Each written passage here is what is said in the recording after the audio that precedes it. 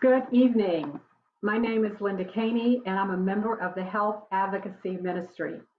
On behalf of Dr. C. Dexter Wise III, Dr. Shirley Wise, and the Faith Ministries family, we welcome you to the Healthy Hints from HAM, also known as Health Advocacy Ministry.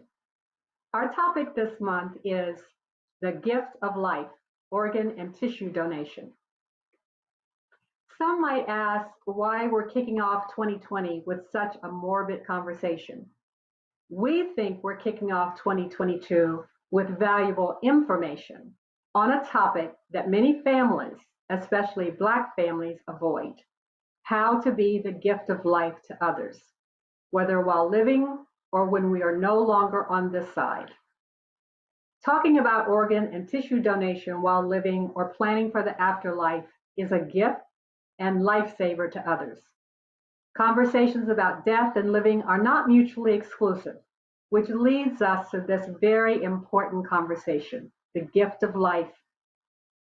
Every 10 minutes in the United States, someone is added to the national transplant list. Roughly 119,000 people are on the transplant list, and almost 100,000 of those are waiting for a kidney. There just are not enough organ donors, living or deceased, to reduce that figure. As you might imagine, African Americans make up the largest group of minorities in need of an organ transplant at 30%, and 33% of the kidneys on the kidney list, despite being only 13% of the US population.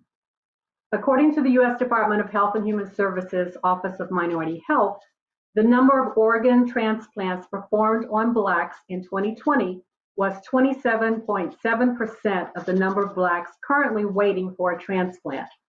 The number of transplants performed on whites was 47.6% of the number currently waiting. 83.6% of donor organs from Blacks were from deceased donors, and 16.4% of Blacks were living donors, as compared to 33.4% of white living donors. Although the total number of whites on organ transplant waiting lists is about 1.4 times greater than that of Blacks, the number of candidates waiting for a kidney transplant specifically is the same between Blacks and whites. As we know, Blacks have a higher rate of diabetes and high blood pressure than white population, putting us at greater risk of failure. Given these alarming statistics, it's important that our community have information to make informed decisions and know how to access transplants. So to get us started, I'm going to introduce all of our presenters for the evening and then say a little bit more about them at the beginning of their segment. If you have questions, please enter those in the comment section, and we'll try to address them as our time permits. At the end of the program, we will provide some links to resources for additional information. So at this time, please join me for a virtual welcome to Demia Kandai with Lifeline of Ohio,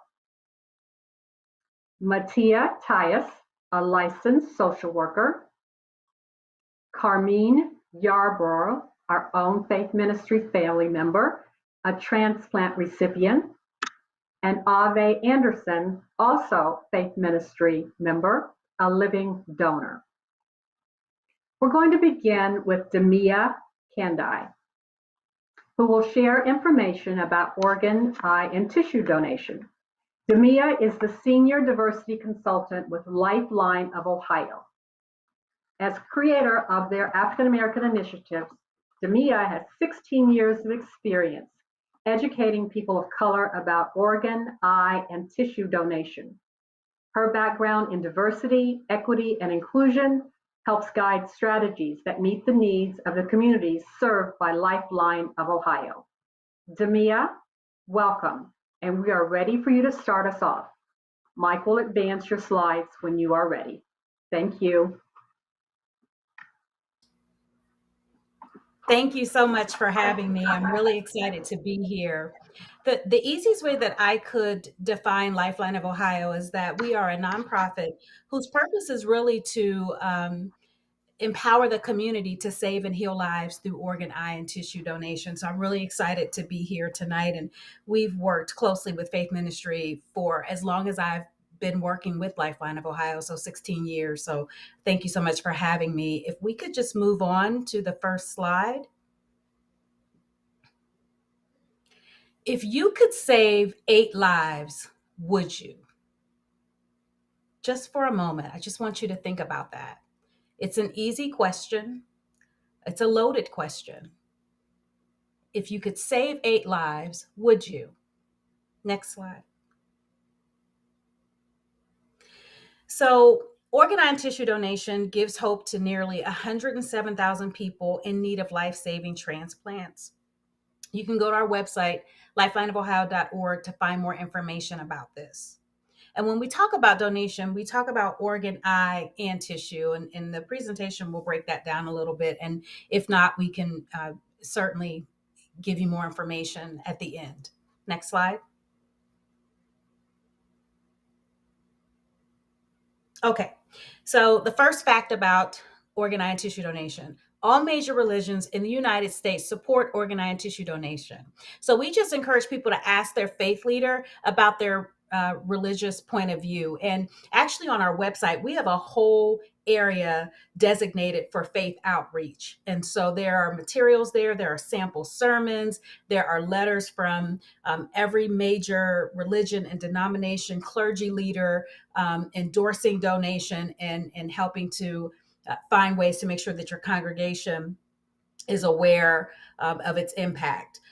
There are no age limits for registering to be an organ, eye, and tissue donor. The oldest organ donor was 97 years old. And we get that a lot in the community, especially when I'm working with churches, and you'll have some of the members will say, well, you know, baby, I'm too old, or you don't want these organs. And we just say to just register, and then the doctors will determine whether or not your organs are suitable. Next slide. Next fact, if you are taken to the hospital after an accident or an injury, it is the hospital's #1 priority to save your life. Your status as a donor is not even considered until every effort has been exhausted to save your life and death has been declared. That's really important because most people, the #1 reason why people don't register is they believe that if they see that heart on your driver's license, then they won't fight to save your life. And it's really just not true. And the simplest example that I give is, if I take off my wedding ring, am I still married?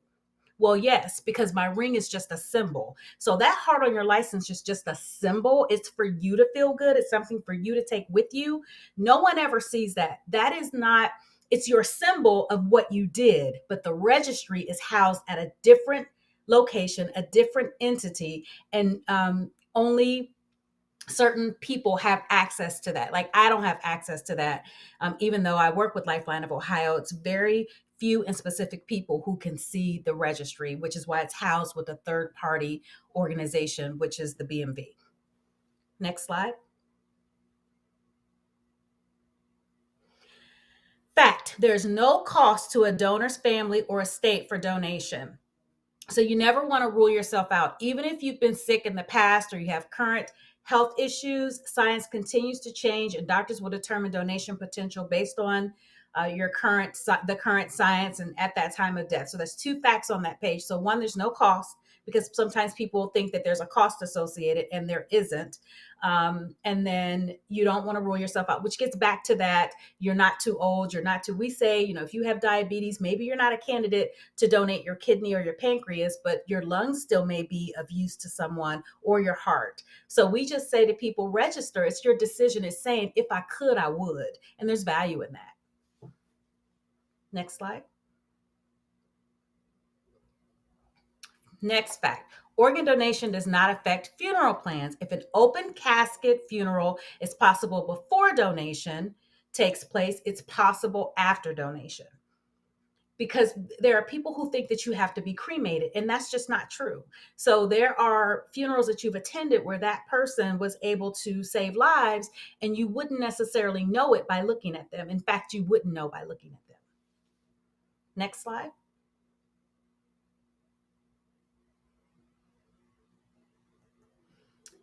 So if you could save 8 lives, knowing now what you know, would you?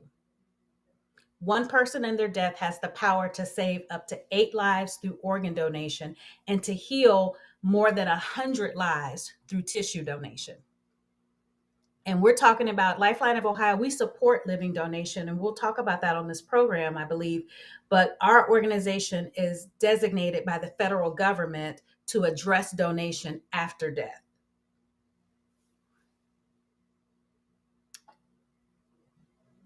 I believe that's all I have. Thank you. Thank you.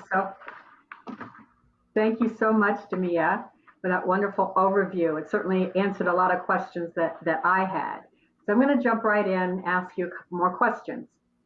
From your experience, what's the biggest misconception about organ donation? The people think that they won't fight to save your life if they see it on your driver's license. That goes beyond race, ethnicity, everything. That is the number one myth that everyone has, is that the doctors won't fight to save your life. And in fact, what most people don't understand is the doctor that's fighting to save your life has nothing to do with donation. It's actually conflict of interest because, again, their job is to save your life. And so once that death is imminent, then there's another team that comes in to assess if you're a candidate for transplantation. So we don't cross those boundaries, and the doctor can remain someone whose job was to save your life. Great. Thank you for that answer, because I certainly have been in conversation with people who said that, well, they won't do everything they can to save me if they know that this is going to be, my organs are valuable and someone's waiting. So I'm so glad you dispelled that myth. So can you explain to us the difference between organ donation and tissue donation? Yes. So organ donation is, it's your organs, it's heart, lungs, oh Lord, heart, lungs, kidneys, liver, pancreas. And so we say 8 because the liver is one of the organs that can actually regenerate. So you can take a sample of your liver and have it transplanted in someone else, and that one that was transplanted will grow to full size, and the one that was able to donate a piece of their liver, it will grow back. It's the only organ that can regenerate. And so, and then you have 2 kidneys. And so that's how you're able to, one person is able to save up to 8 lives. And that's tissue, that's organ. Now for tissue, that could be skin, that could be cornea. And so sometimes we'll hear people say, well, I don't want you to take my eyes. Well, we don't take the entire eye. The cornea is just that top layer. You can't even see it. You can't even tell. But we had a story of a veteran from World War II who was able to receive the gift of sight and was able to see.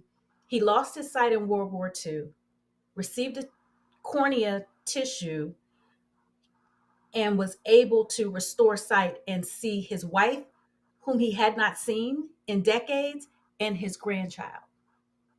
And so another, it's really powerful. You think about torn ACLs, all of those injuries, those ligaments, that's all tissue. And so there are so many people who are walking around who are tissue recipients who didn't even know. And so our job is just to connect those dots for people to understand heart valves, so many areas. You think about oral cancer and the things that they're able to do with that. Much of that is done with allograft, which is the terminology you hear for human tissue. Thank Hey, Linda, you. Thank you for that. There's one question online, Linda. Okay.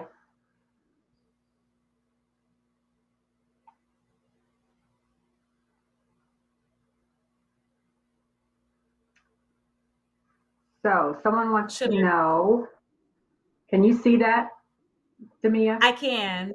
Some say donation saves lives, but can the harvest of the organs make it tough for the family, for the donor loses so much? That's a great question. So we know that donation saves lives.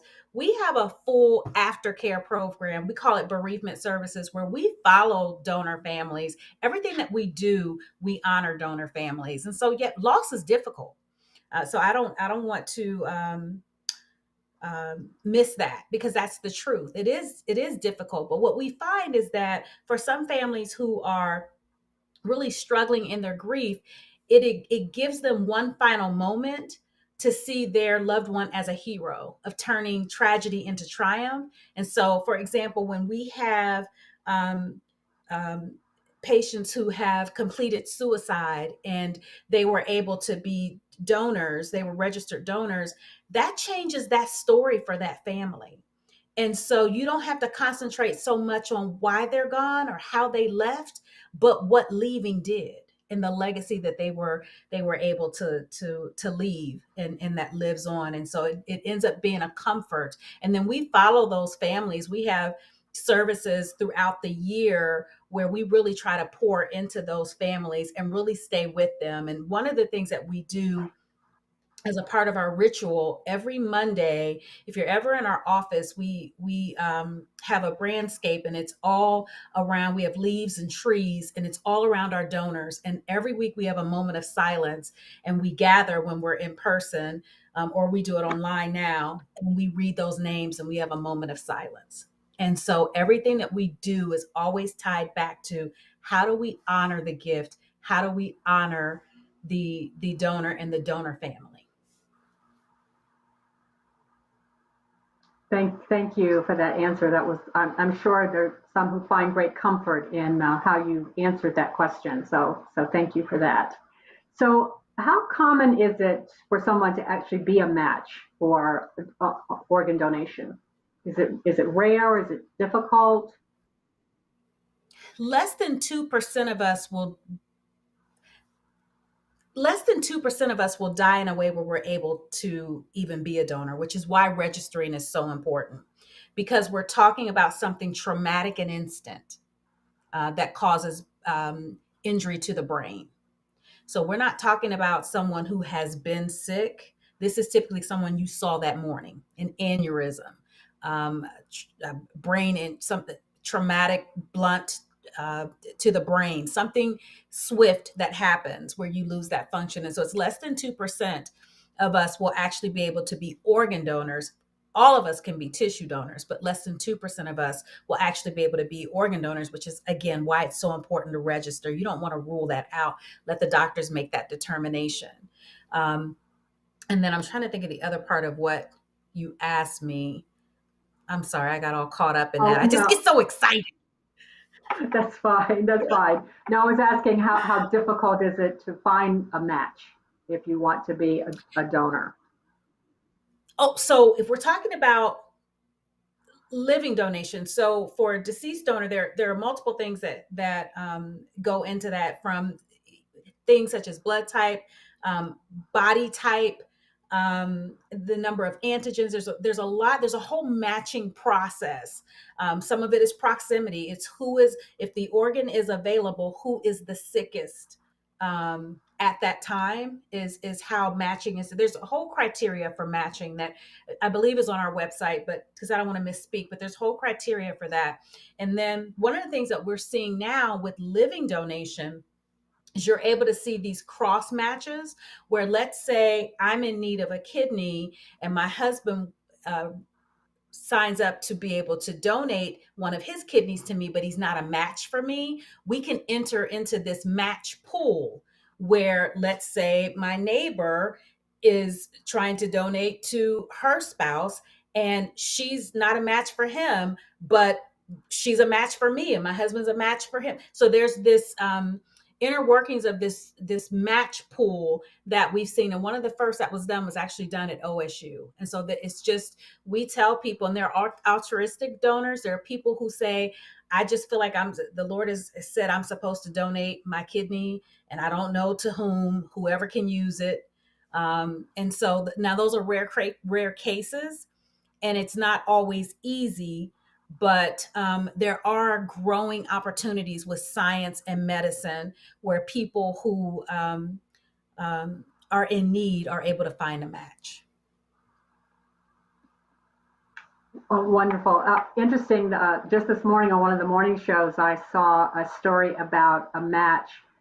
Someone had posted it actually on a billboard, and and someone, responded, made the call. But what happened was that there was donor matches made across 6 different states, with one person donating here and then someone else needing it someplace else, and so it traveled across 6 states, which I thought was just fascinating. And in talking about donor match, as a senior diversity consultant with Lifeline of Ohio, does race matter in finding a match or making the match? How does race factor into the match? Sometimes it depends. The antigen numbers um, tend to parallel for ethnicity and for race, and so in that instance, the likelihood that a person of color would be able to donate to a person of color is higher, but certainly not in all cases. It really just each case is just so unique.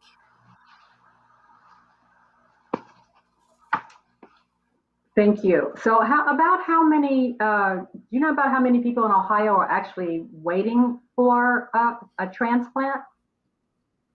As What's of that list? yesterday, when I looked yesterday, it was 29, just short of 3,000, like 2,982 Ohioans. And is that a lot given our population, or is that kind of the average? It's the average. It's the average, but it's a lot because that's just the people waiting. That's not their spouses, their children, their parents. That reflects one person, not total impact. Thank you. Is there anything else you want us to know about Lifeline? And I certainly encourage our audience to go to lifelineofohio.org for more information. But is there anything else you want us to know before we move on to our next presenter? Just that if you're not a registered donor, you can go to lifelineofohio.org and register to be an organ, eye, and tissue donor. Wonderful. Thank you. Thank you so much for that. And thank you for being with us. And we may come back to you with other questions. So stay tuned. So now we have some information on being a donor. Let's talk about how one actually designates that they want to be a donor. With us this evening is Mattia. Mattia is a licensed medical social worker at the Ohio State University Wexner Medical Center East Hospital. And prior to joining OSU Wexner Medical Center, Mattia worked with Amethyst, Ohio Guidestone, Alvis, and Franklin County Children's Services. In her current role, she helps those from impoverished environments, those impacted by race inequality, and housing insecurity. So please virtually welcome Mattia Tyus to our program this evening. Thank you, Mattia. Thank you. So from your Thank you experience, for having me. you are welcome. Thank you. So from your experience, first of all, can you explain to our audience what an advance directive or a healthcare directive, and are they one and the same? Sure. So, an advance directive tells your doctors and other healthcare workers what type of care you would like to have and the person you would like to speak on your behalf if you're not able to make your own medical decisions. An advance directive and a living will are somewhat different.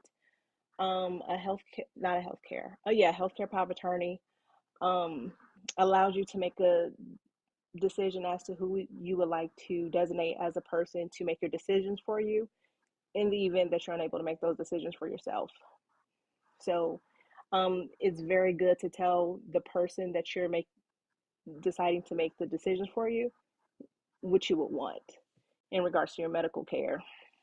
The living will allows you to be able to make those decisions yourself, and that takes precedence over the healthcare power of attorney because the living will honor what you want to do in the event that you're unable to make your own decisions.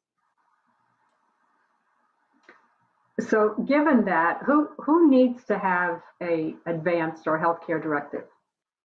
Who would you recommend having one? So, sure. Anyone that has a serious illness or injury, because serious illness and injury can strike at any age of life. So it's important for anyone over the age of 18 to think about filling out these documents. A living will or healthcare power of attorney will help ensure that your wishes regarding your life and what you will want as far as your medical care is honored. So pretty much anyone over 18 um, would need one. Well, we would recommend that. So is that when someone would include whether they want to be an organ donor in that health or advanced healthcare directive? Is that the time to add that? That is, you definitely can add that. There's a part on the healthcare power of attorney, living will, that you provide your wishes. So the doctors, the medical team can see what your wishes are. In the event that you're unable to make your own medical decisions and you're unconscious. So in some circumstances, conversations about organ donation are occurring at the same time that families are being given the most devastating information about their loved one. And there are so many factors to consider. So what are some of the family discussions that should take place prior to deciding or designating that you want to be an organ donor? How should you have those conversations with your family or your loved ones? I think those conversations should be discussed prior to anything happening when we're in good health, because I think you're able to better make decisions, you're able to process information, and you're able to do it without being under distress. So those conversations are good to have when you're healthy.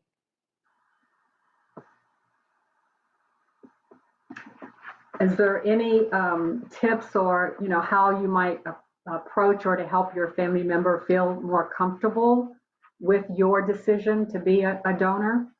What if they strongly object? Well, my hopes would be that your loved ones will be understanding as to what you would want to do with your organs, and just having those candid conversations with family members about what you will want to do with your organs, your health, in the event that a terminal situation occurred, an injury happened, that you're unable to make those decisions. Um, so again, the living will, having that in place is important, just in case, because that does take precedence over a healthcare power of attorney. So you could do a living will where it would explain without having anybody else making those decisions for you, because those are hard conversations to have.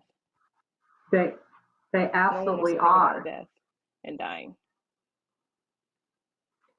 So if you've made the decision to be a donor and you've included in your advance directive, and let's say you don't have necessarily a will, would a family member be able to overrule what you have designated in your advance directive, or does that supersede the wishes of the family member? So the living will takes precedence over the healthcare power of attorney. But in the event that you do not have a living will, I will hope that you would designate someone that will honor your wishes.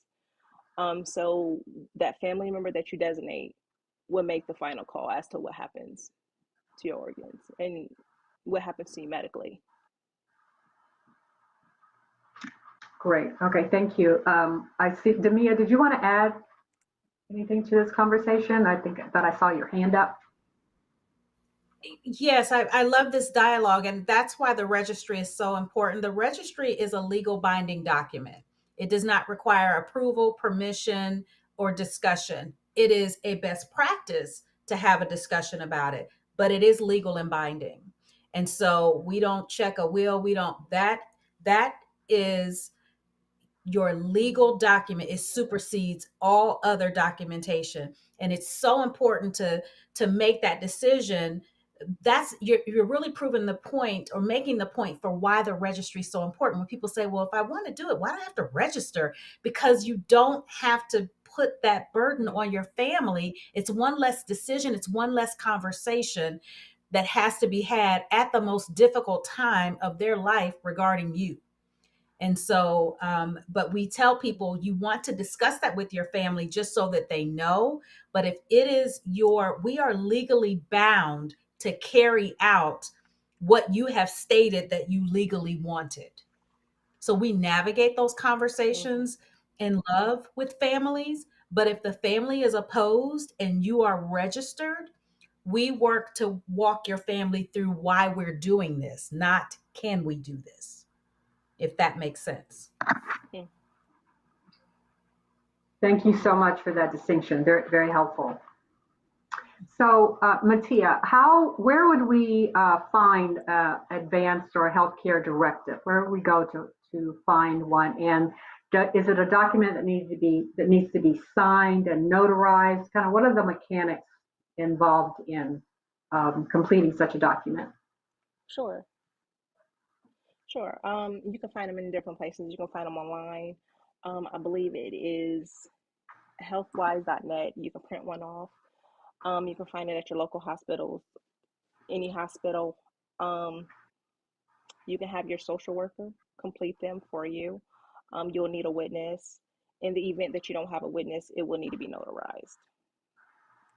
So pretty much on the internet and at your hospital. Some of those documents you can even find in banks and online. Oh, really? So your bank would have a document? There's different advanced directives. So yes. Oh, well, that's interesting. So let me also be clear too. Once you have designated, let's say on your driver's license, which is something that I think Demia mentioned earlier, if you have that, that little heart designation on the back of your driver's license,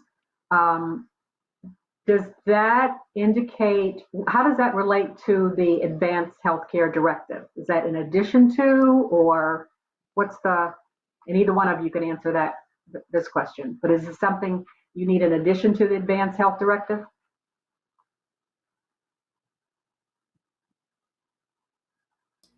No, the registry is an advanced directive.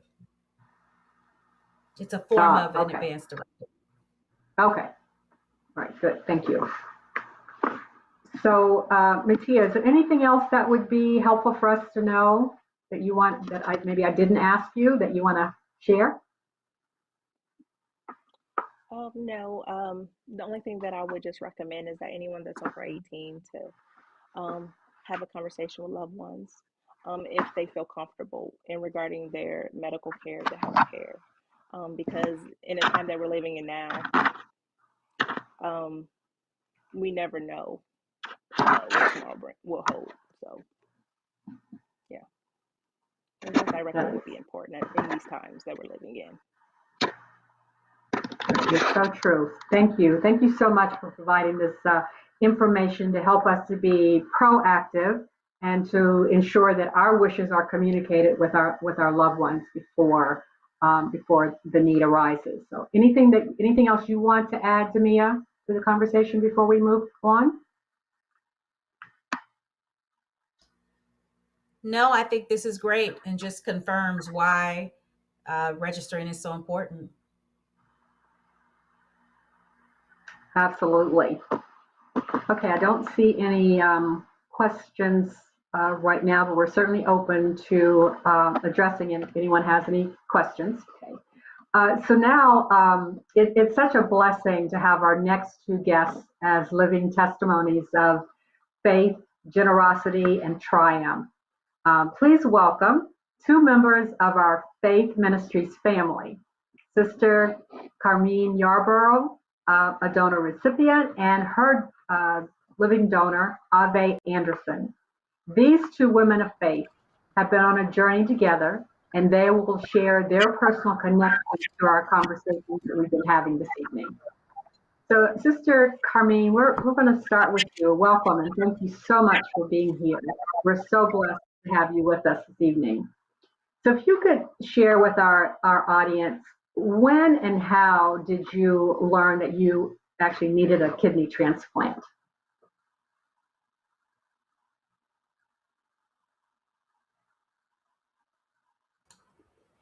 Thank you for having me.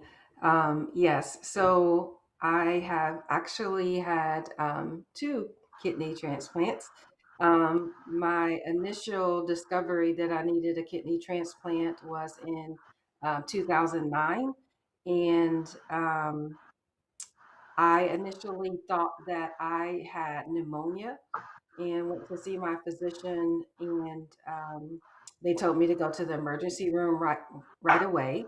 And when I got to the emergency room, um, all these tests were run, and I found out that I had congestive heart failure and kidney failure during that time. Um, and so that process went through, and I ended up being in the hospital for a little while and just finding out that the connection with the kidney and the heart, that I probably didn't need a heart transplant as long as I was able to get the kidney transplant and get the kidney working again. So that was the initial first learning. I had that kidney for about 5 months, and that was from a high school friend of mine. And I'm sorry, not 5 months, 5 years. And then uh, medicine and different things were a little bit harsh for the kidney, and I needed a second kidney transplant.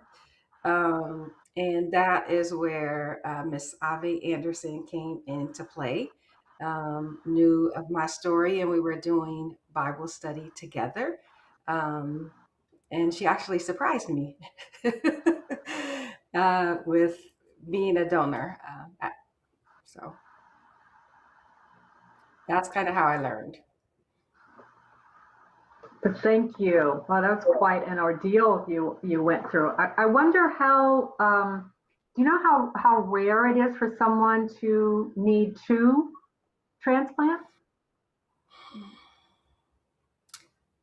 I don't know.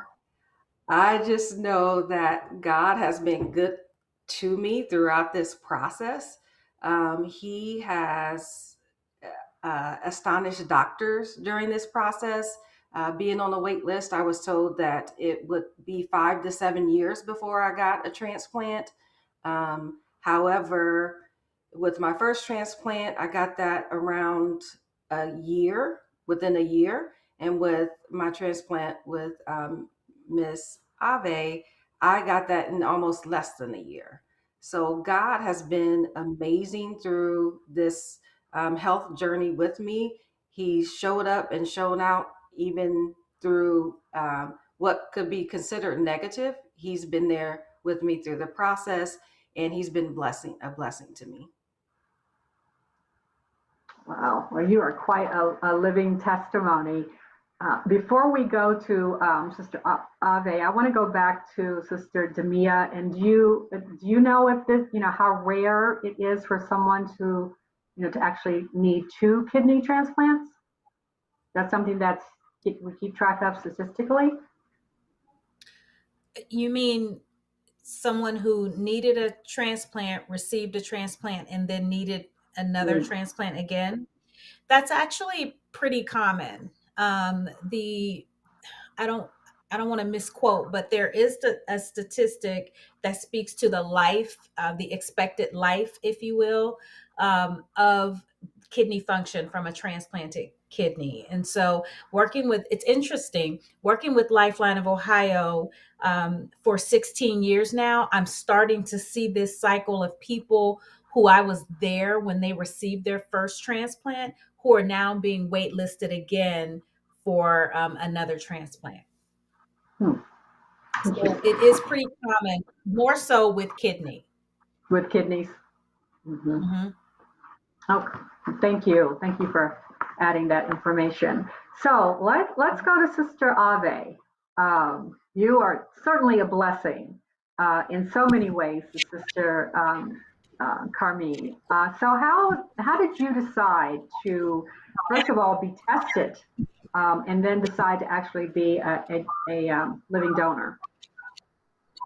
Um, Hello, everyone. Thanks for having me. Um, let's see. How did I decide to be tested? Well, we were in Bible study group together. Um, so that's how our friendship began. Was at church, and we were in Bible study together when she had to get her first transplant. So we, as a Bible study group, kind of went through that process with her and her family. And so at that time, I was like, there's no way I could ever donate a kidney. I just, in my mind, I couldn't imagine ever doing something like that. And along this process of a friendship and everything, in Bible study and learning God's word and knowing what God wants for his people, the love that he wants us to share with one another. Um, Learning these things and going through that process, I know God just changed my heart. That's the only way I could put that. God changed my heart because when she needed it again, and I seen what she was going through, and one day we were having a conversation, so I knew that we have the same blood type, which is one of the rarer blood types. But knowing that, it was like confirmation, and I just continued to get confirmation from God throughout the whole entire process. So that's pretty much why I donated. Sorry, I'm trying to think of what the other question was. No, that's okay. I'd asked, how did you decide to first of all be tested or go through the assessment and then actually become a donor for Sister Carmine? But Okay, I think I answered that. yeah, that's fine. I think you certainly answered it. So, were there in this process? Does it involve any type of or can you talk a little bit about the assessment, or is there a psychological discussion that takes place with the donor match, or to know exactly where your headspace, where Sister Carmine's headspace is, to know whether this is really something that you're maybe doing it for the right reasons, or what goes into making that ultimate match? Either one of you can respond to that. There is a lot that goes into it on the donor side. Um, like you said, mental, physical, um, anything that you could think of kind of is what they go into.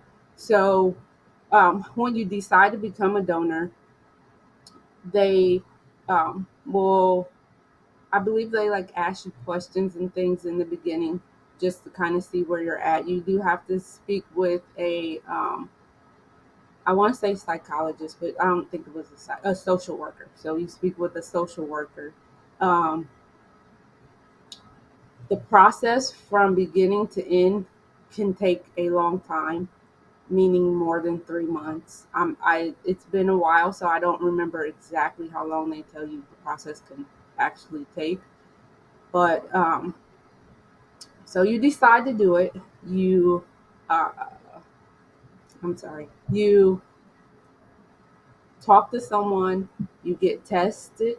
You get tested for all kinds of things in your blood. You do at home tests where you have to do maybe a few days in a row. You have to send things in, send things back. They bring you in, they have a class with you, they explain things to you. You have someone calling and checking on you all the time, making sure that uh, you're okay with it. And they always give you the option to opt out at any time, even up until the very end. You have the option to opt out.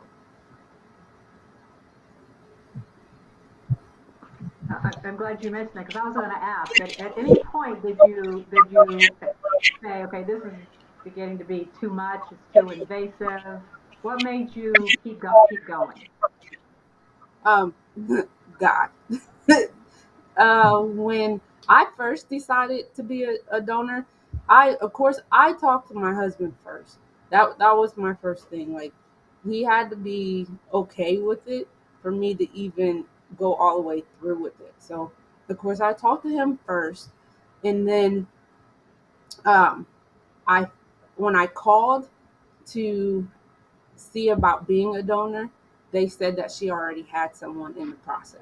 So I was discouraged. I was like, oh, this must not be what the Lord wants, that kind of thing.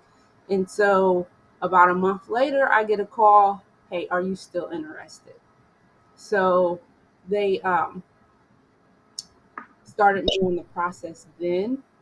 And then from there, um, that's kind of just where it went. I'm sorry, I forgot what the question was. That's okay. You answered it. You're fine. You're fine. Sister Carmine, I'm curious, what was it like for you waiting for that? Sister Ave said it took months. So what was that process like for you waiting to find out if it was going to be a match? So it's definitely a journey.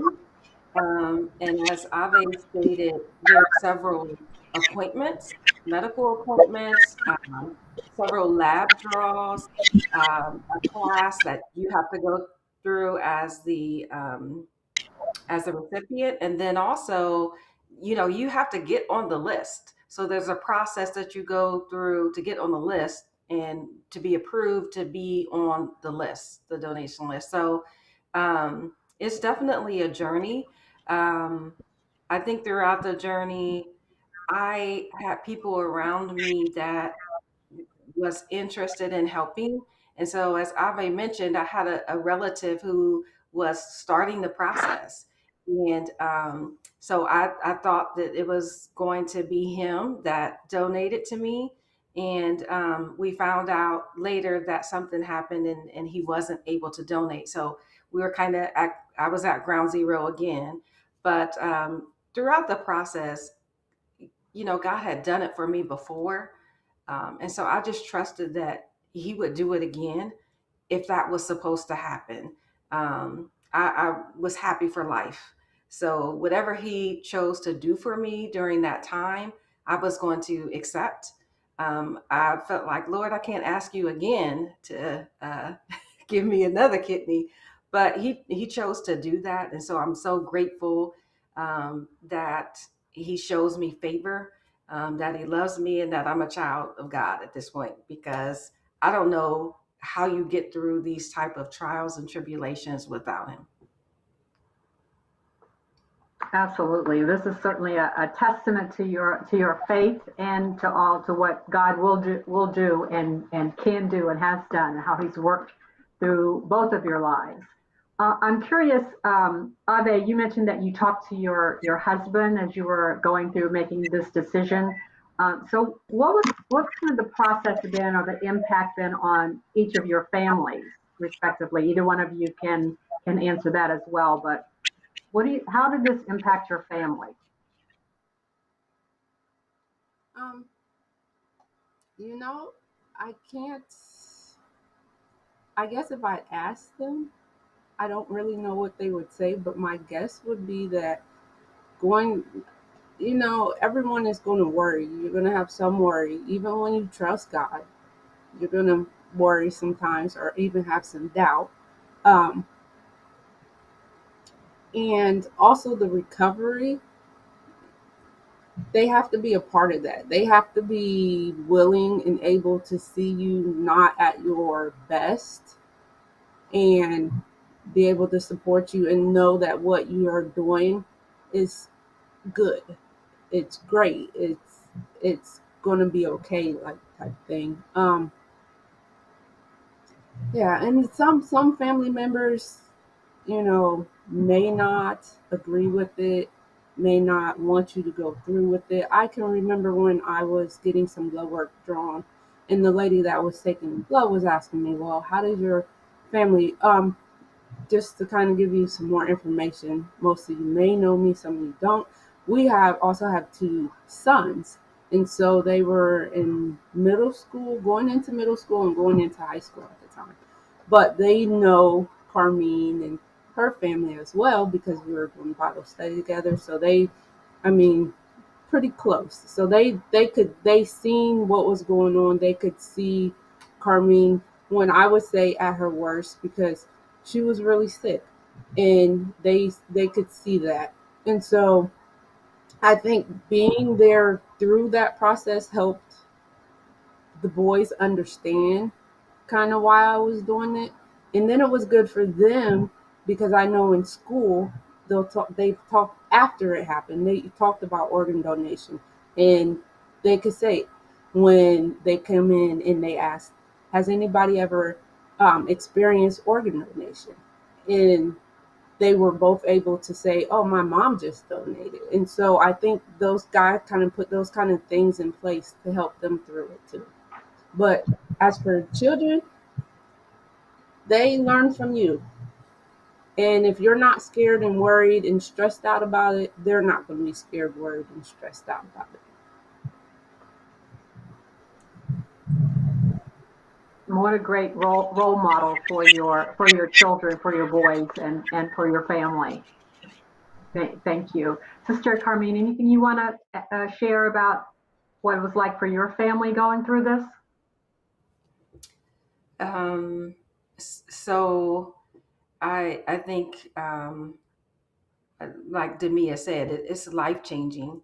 As Ave mentioned, I was sick. Dialysis can be difficult, and there are certain restrictions to your life when you're on dialysis. It's a huge time consuming process going through dialysis, and so um, it allowed me to have life. So and enjoy all facets of life instead of being constricted to certain things and constricted to a dialysis center. So I'm so grateful to Ave and the Anderson family for supporting her through that process, um, because it was life changing. We're also so very grateful to Sister Ave.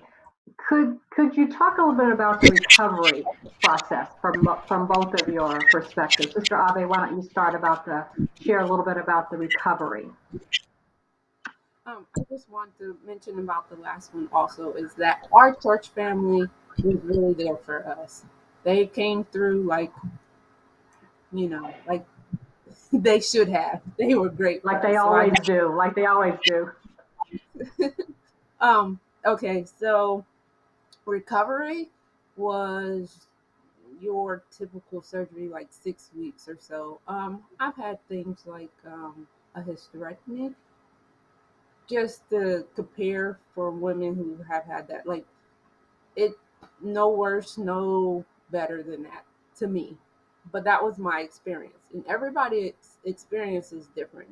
We have Google now, so whenever you're going through something or you're about to go through something or just curious, you get on there. So I read a lot of different people's stories and things beforehand, and a lot of people will tell you they had absolutely no problems at all. You can pretty much resume activity as far as like walking, or they even told me I could jog afterwards, that kind of thing. You just can't lift heavy things. Um, so that was the process. For me, I did have a little bit of difficulty in other areas, but by the time I went back to work, I was good to go back to work. I didn't have to take any extra time off or anything like that. Wonderful. Thank you. And Sister Carmine, anything you want to add in terms of your recovery? Yeah, so you're typically in a hospital for 4 or 5 days. And then the recovery was 4 to 6 weeks. I didn't have any problems after either one. I think it felt a little easier the first time. I was a little bit younger. That second time, it felt like it took a little bit longer. Uh, but still, and just kind of the normal things. You're able to drive after a week or so. You just can't lift heavy things. So it's not a bad recovery at all. I returned to work. I've worked full time ever since. So yeah, no problems. Wow, that's amazing. That's amazing. It's really a testament to our medical, especially medical science, but also to God's favor. So, but certainly blessings, and grateful to both of you that you found each other and that it was a match. Anything that you wish, this is for Sister Ave primarily, but anything you wish you had known before you decided to be a donor? Mm, I can't say that there is, um, because I did a lot of research on my own, and then Ohio State, they give you a lot of information as well, and you always have someone that you can call to talk to if you have questions. So I wouldn't say that there was anything that I would wanted to have known before I did it. I will just say that it has to be in your heart. People do it for a lot of different reasons, but to me, being a living donor needs to come from your heart and not some other kind of reason. Absolutely. Well, thank you. Thank you, Sister Carmine. Thank you to Sister Ave for sharing your journey with us this evening. We certainly honor and celebrate you both for your strength and your resiliency, and we'll continue to hold you both in prayer that you walk in wellness. So thank you both. As was mentioned, one donor has the potential to save 8 lives, and can help families who work through the grieving process, knowing that they have helped save the lives of others. So this concludes our program for this evening. We hope that you have heard something or learned some information that will cause you to consider being an organ donor and get on that registry. And we hope that you've learned the steps that you need to make your wishes known by putting it in writing, and know how you can be a blessing to someone when you or they least expect it. It could be just through a Bible study that you find the right person, that you connect with each other. So certainly a blessing for each other. Please visit lifelineofohio.org for additional information. There's also donatelifeohio.org and organdonor.gov to see what's the registry for the state of Ohio. Thank you again to Demia Kandai, Lifeline of Ohio, and to Lauren Stevens. She's the manager of community outreach for Lifeline, who helped us coordinate this program and connected us to Demia. We're very grateful for her. Thank you to Mattia Tyus with the Ohio State University Wexner Medical Center on East Hospital. And certainly a blessing, and thank you for sharing your story with us, Sister Carmine and Sister Ave. We are very blessed to have you with us and to have you in our congregation and part of the Faith Ministries family. I want to say thank you to our Faith Ministries media ministry, Michael McGee, who helped us with all the technology behind the scenes and during our program, and always in support of the Health Advocacy Ministry. To our fearless leader and chair of the Health Advocacy Ministry, Sister Ella Forney, and the members of the committee. And always a special thank you to Dr. Wise for his unwavering commitment to educating and informing our congregation on the issues that are of importance to our community. Please, we invite you to join us on February 3rd when our topic will be heart health. So please tune in again. And with that, we'll say one more thank you and enjoy the rest of your evening, and God bless you all. Thank you. Thank you.